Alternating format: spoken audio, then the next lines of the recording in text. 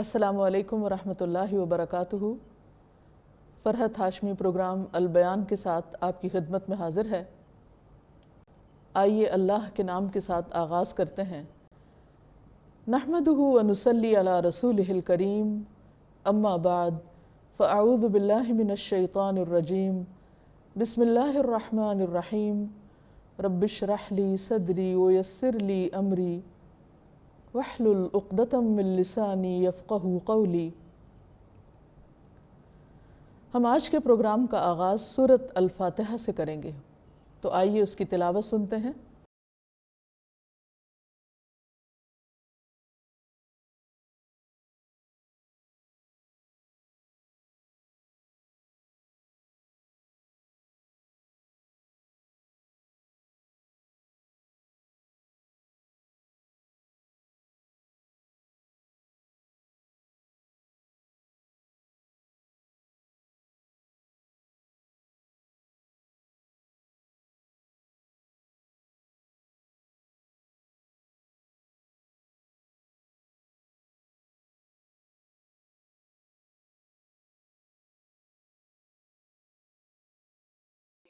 شروع اللہ کے نام سے جو بہت مہربان نہایت رحم فرمانے والا ہے۔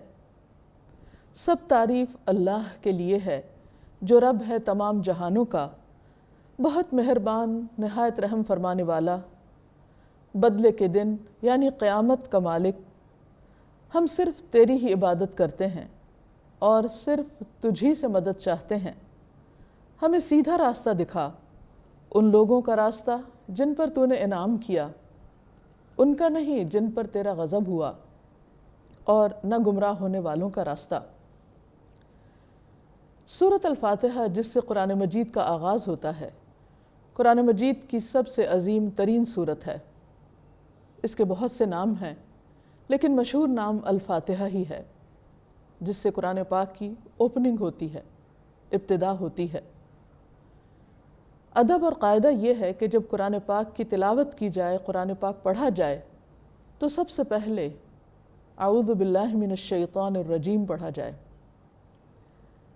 انسان جب اللہ کی طرف ہدایت کے لیے رجوع کرتا ہے تو انسان کا دشمن شیطان اس کے دل میں وسوسے ڈالتا ہے، خلل اندازی کرتا ہے، اسے ہدایت کی طرف آنے سے روکتا ہے، ہدایت کو اس کے لیے شک و شبہ کی چیز بنا دیتا ہے۔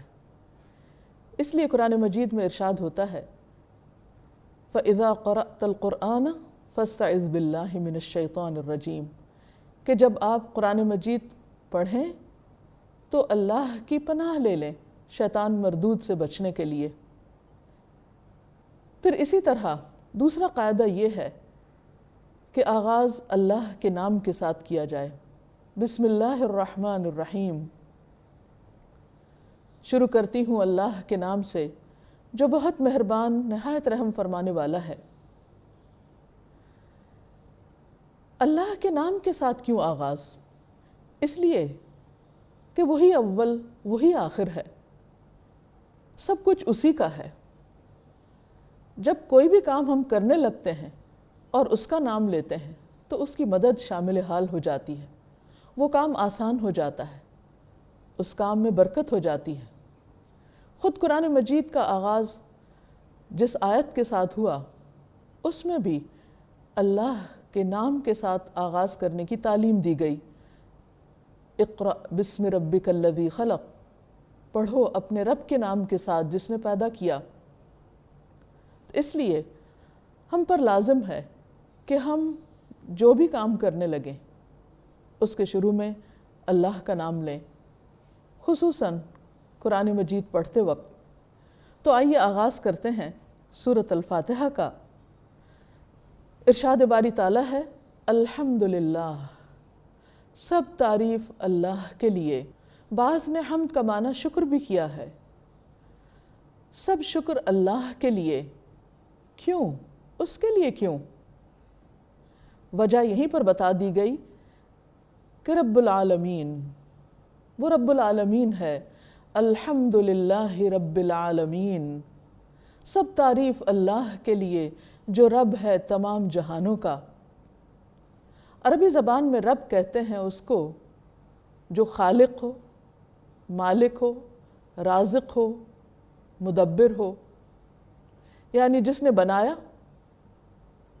جو مالک بھی ہے، صرف بنا کے چھوڑ نہیں دیا، اونرشپ بھی اسی کی ہے، رزق بھی وہی دیتا ہے، اور جو کچھ بھی اس نے پیدا کیا ان تمام چیزوں کی تدبیر بھی وہی کرتا ہے، ان کو مینج بھی وہی کرتا ہے کہ کون سی چیز کس طرح کام کرے گی۔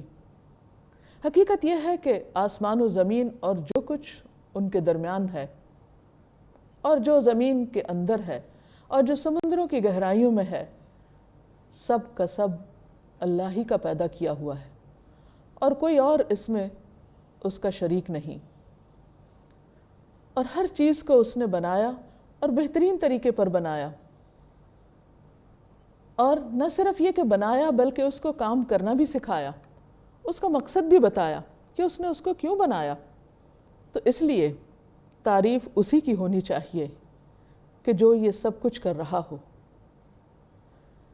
اور پھر ہر چیز کا خالق اور مالک ہونے کے بعد وہ مہربان بھی ہے، الرحمن الرحیم، بہت مہربان، بار بار رحم فرمانے والا، یعنی صرف رحم فرمانے والا نہیں، اس کے لیے مبالغہ کا صیغہ استعمال کیا گیا ہے کہ بہت ہی زیادہ، حد سے زیادہ رحم فرمانے والا۔ حیرت کی بات ہے کہ قرآن مجید کے آغاز میں اللہ سبحانہ وتعالیٰ کی جو صفات بیان ہو رہی ہیں ان میں رحمت کی صفت کا تکرار ہے۔ بسم اللہ میں بھی 2 دفعہ رحمت کا ذکر ہے، اور پھر سورۃ الفاتحہ کے آغاز میں بھی۔ عام طور پر اللہ سبحانہ وتعالیٰ کے بارے میں لوگوں کا جو تصور پایا جاتا ہے، یا جس طرح تعارف کرایا جاتا ہے، یا جس طرح اس کی پہچان کرائی جاتی ہے، تو اس میں اس کے غضب اور ناراضگی اور اس کی شدت کا عنصر غالب رہتا ہے۔ عموماً لوگ خوف زدہ رہتے ہیں یا لوگوں کو ڈرایا جاتا ہے، جبکہ اللہ سبحانہ وتعالیٰ اپنا تعارف اپنی رحمت کے ساتھ کروا رہے ہیں کہ میں تمہارا مہربان رب ہوں،